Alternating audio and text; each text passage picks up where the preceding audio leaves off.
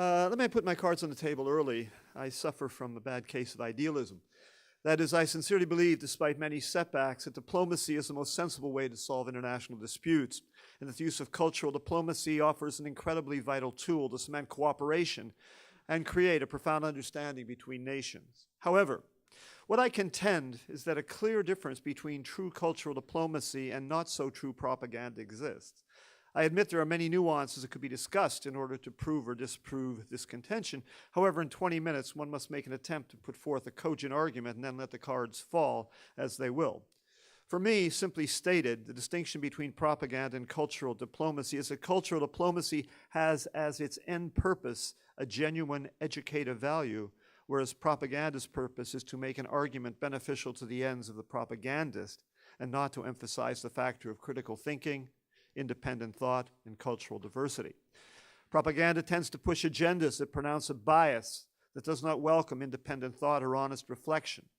Now, I'm not naive enough to believe that cultural diplomacy is completely 100% of one and 100% of the other.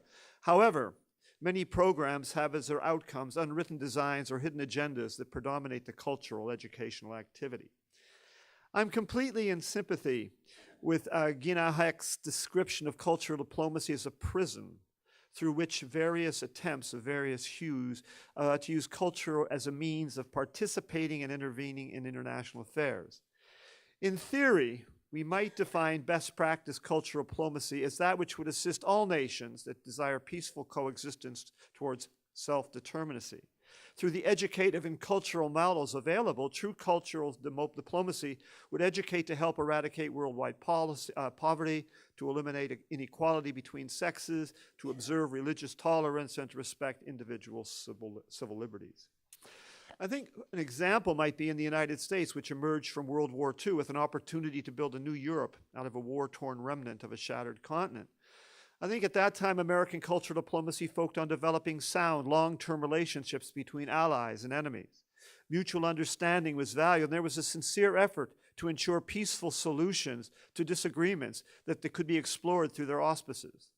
American foreign policy anticipated that their vision of democracy stood as a model for what could be accomplished when a particular nation unites under certain key ideals.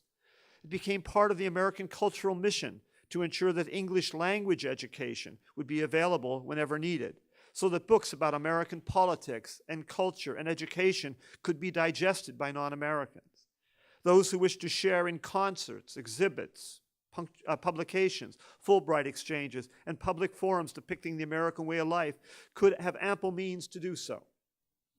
Unfortunately, this model democracy did not also have in its own domestic policy all the sort of demonstrations that one would want in the ideal world. And World War II had given impetus to another political system that did not comfortably fit into the market-based, capitalist-led democracy that America stood for.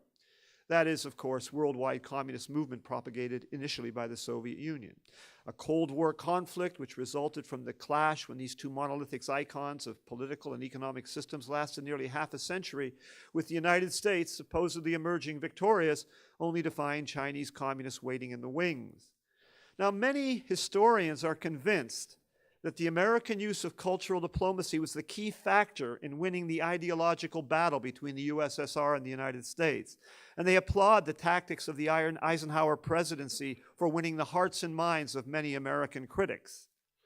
Nevertheless, I find little reason to disagree with Charles Frankel's observation that even before the end of World War II, the American government viewed cultural diplomacy as little more than a propaganda weapon created to sell their vision of democracy and to attack the concept of communism throughout the world. The American government's fixation made the aims of the true cultural diplomacy appear idealistic and ineffective. There was little awareness that cultural diplomacy should have a transnational flavor, and that its value structure cannot be adopted wholesale into another culture. For example, democracy seldom flourishes when a history of feudalism or tribal rule has dominated a country for millennia. Moving rapidly from an agrarian culture to an industrial culture is about more than creating new labor opportunities. Rapid economic growth can challenge ethical values, not to mention religious considerations. Educational reform does not happen overnight, and technological improvements most often require a stable social platform on which to implement change.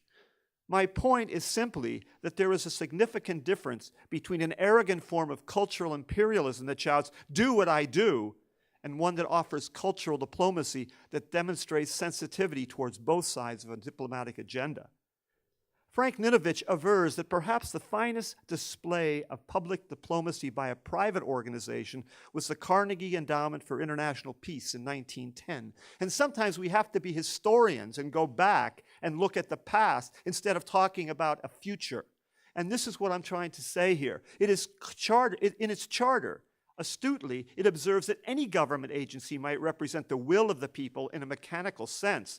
However, it could not express the soul of a nation.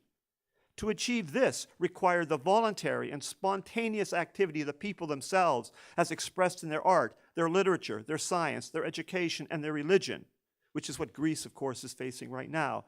This optimistic statement, written before the onslaught of World War I and the ensuing loss of faith in international treaties and governmental honesty, still remains a means of assessing international cooperation without a self-serving vision. I find it ironic when President Wilson announced American entry into World War I, he ensured with victory that the world would be made safe for democracy. Rather condescendingly, he envisioned that all contemporary democracies and newly created ones would be comfortable with the ideological values and foreign policy of the United States. He felt, for example, that teaching Latin Americans to elect good men, in parentheses, would naturally guarantee an American partnership. Nevertheless, after the armistice, the American government made the ill-advised decision not to join the League of Nations and instead adopted an isolationist stance. At worst, had the United States joined the League, it would have benefited greatly for some lessons in effective cultural diplomacy. Instead, Europe appeared bemused by the Coolidge and Hoover administrations, and the diplomatic strain between the United States and even their greatest ally, Britain, became obvious. American clumsiness in using cultural diplomacy effectively is easily observed in Latin American policy. Here is the narrative from the American standpoint after World War I. The 1823 Monroe Doctrine had safeguarded the fledgling democracies of Central and South America for over 100 years. Suddenly, many European nations appear to be ignoring this mandate and are wooing Latin American nations. Fortunately, initiatives by Nelson Rockefeller, while he was coordinator of the Inter-American Affairs Program, awakened Americans to the realization that isolationism has its disadvantages. Rockefeller's personal investment in Latin America led him to conclude that the region, while lacking fiscal initiative and modern technology, had tremendous growth potential. Using his industrial and business prowess through his ownership of the Creole Petroleum Corporation, he put into place a number of lucrative public and private ventures with local entrepreneurs. As a result of his efforts, reduced tariffs for Latin American goods were brought about, investment was encouraged to assist with reducing poverty, and scientific and technological exchanges were made, U.S. publications were made more accessible, and even American ballet companies toured Latin America. By the way, I don't know if this is of any interest, but last month, the U.S. Secretary of State John Kerry announced that the era of the Monroe Doctrine was over. And I'm sure that places like Argentina, Chile, and Brazil were really surprised to hear that. There is, of course, another narrative to this cultural success story that the United States tell. That would be, of course, called later the good neighbor policy. Remember in 1928, President Coolidge ordered U.S. Marines into Nicaragua to defend American interests that included the lives of American business investors and their business such as Standard Fruit and the Cayama Fruit Company. Hubert Herring mentions that Nicaragua became a virtual ward of New York banking firms, and the peace treaty eventually and reluctantly signed between the U.S. and Nicaragua was made purely in the United States' favor. As also at the same time, the Salvadorian nationalist Augusto Sandrino led a guerrilla war against the American-supported dictatorship of Jose Moncada. In fact, U.S. Marines' pursuit of Sandrino over the mountains of El Salvador in the early 1930s became the stuff of legend and the symbol of Salvadorian freedom. By 1931, primarily because the American government feared being unfavorably compared to the Japanese and their seizing of Manchuria, the defense of Nicaragua was given over to the National Guard under the command of the U.S.-supported General Somoza Garcia to keep order. Now, David Zeitzma's verdict on American foreign policy and the development of the good neighbor policy in Latin America would mirror my own. He says it was handled very clumsily despite a few good intentions. Firstly, the policy looked at Central and South America as impoverished and waiting for the opportunity to digest a few crumbs from American graciousness. The economic results of American exploitation on the local economy was seldom discussed. From a stance of economic and cultural superiority, the United States pressured these countries to accept American plans and agreements with little, if any, concern whether these outcomes were beneficial to the various Latin American nations. Nearly all the exchanges were one way. U.S. culture and education came to the Latinos, and little, if any, of their culture reached the United States. By 1936, American anti-fascist propaganda became more earnest and strident in its attempt to convince Latin Americans that the American way of life was superior to the dictatorial regimes in Europe and Asia. By 1940, the Office of Inter-American Affairs was established, and the methods the agency used to achieve sympathy for the Monroe Doctrine were many and varied. But little attempt was made to be unbiased or measured, and the dialogue was largely one-sided. What the American government failed to grasp was that from the inside, American foreign policy was translated by many South Americans as a mechanistic form of Protestant capitalism that somehow equated world betterment with American economic expansion as interchangeable concepts. The admonition by the Uruguayan literature professor and perhaps South America's greatest philosopher, Jose Enrico Rodo, in his book Ariel, concerned the potential ramifications of the self-serving policies of the United States. And when he wrote about them in his book Ariel, they were totally disregarded during the imposition of the American version of cultural diplomacy in Latin America. Rodo spoke of a South American culture which possessed a soul, an inherent humanness that was not simpatico with what he described as the cold, soulless utilitarianship of American culture. I think it's fair to say that after World War II, American cultural diplomacy became a sophisticated propaganda machine in response to the Soviet Union's overt use of propaganda to win favor from countries at the expense of the United States. Positioning themselves and their desire for world peace in juxtaposition with the American capitalist warmongering designs, the Kremlin sided with the disgruntled underdogs in a propaganda battle with the United States. Their technological and scientific achievements, putting a Sputnik into space, their work in nuclear physics and mathematical explorations, gave credibility to their appeals of communal sharing of technological advancement. These promises of a significantly better life for all people in poorly developed countries in Asia, Africa, and Latin America carried more appeal than the promises in the corporate business dividends would drift down to the peasants working in the rice paddies of Vietnam or the diamond mines of South Africa. Once communism was affirmed in the United States and Western Europe as the active enemy of the capitalist business infrastructure, the political machine began churning out propaganda to counter what was feared as a threat to democracy and a progressive way of life. My point here is that an ideological-centered cultural diplomacy policy is dishonest. It's a paternalistic form of false advertising and ultimately will cause the supposed beneficiary to become wary of the aims of the self-serving nation. For the humanist, the exchange or interchange of cultural gifts still holds validity. In the words of the Egyptian scholar Morsi Saad al-Din, the humanist idea of culture knows no boundaries, and cultural exchange would help to transform civilization. I would like to move to my conclusion with a positive note. Despite the ultimate failure of the League of Nations, the Geneva-based International Committee for Intellectual Cooperation in 1924 made tremendous strides with lessening international animosities that had torn the global community apart during the bloodbath of the Great War. The specific aim of the committee was simply to encourage cultural interchange. Julie Reeves, in her excellent monograph, reminds us that it was Gilbert Murray, the Australian-born, Oxford-educated classicist and self-styled humanist and author of The League of Nations and the Democratic Ideal, who characterized the committee as, quote, making use of artistic, scientific, and literary interests which are actually common to all cultivated nations as an instrument for achieving that goodwill and cooperation which was the aim of the League of Nations.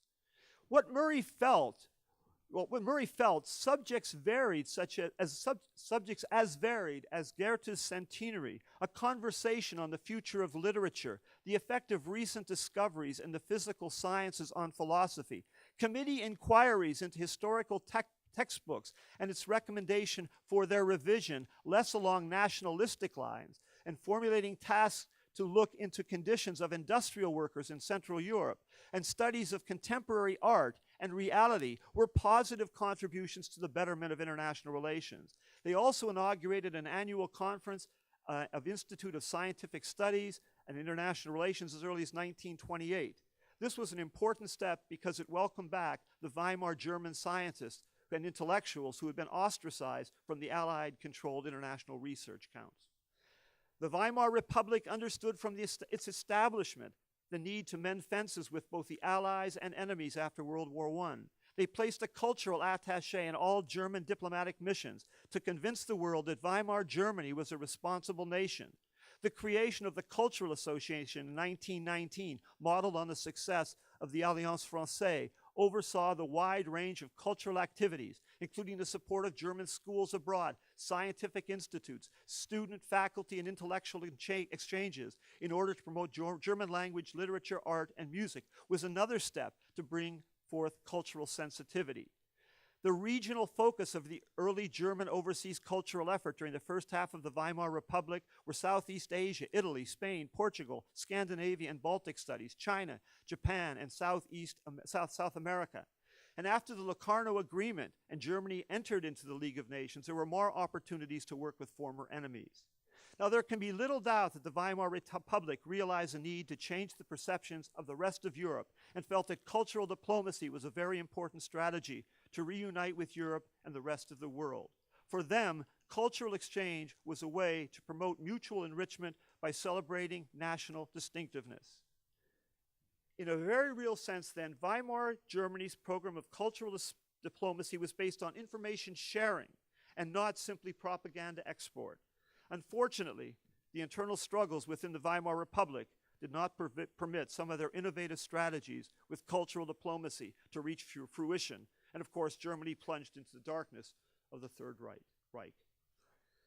Ultimately, then, perhaps one needs to accept that successful cultural diplomatic missions, such as the 1954 agreement between Japan and Italy, which spawned 70 years of successful intellectual exchange between the two nations, are unlikely to happen regularly anymore.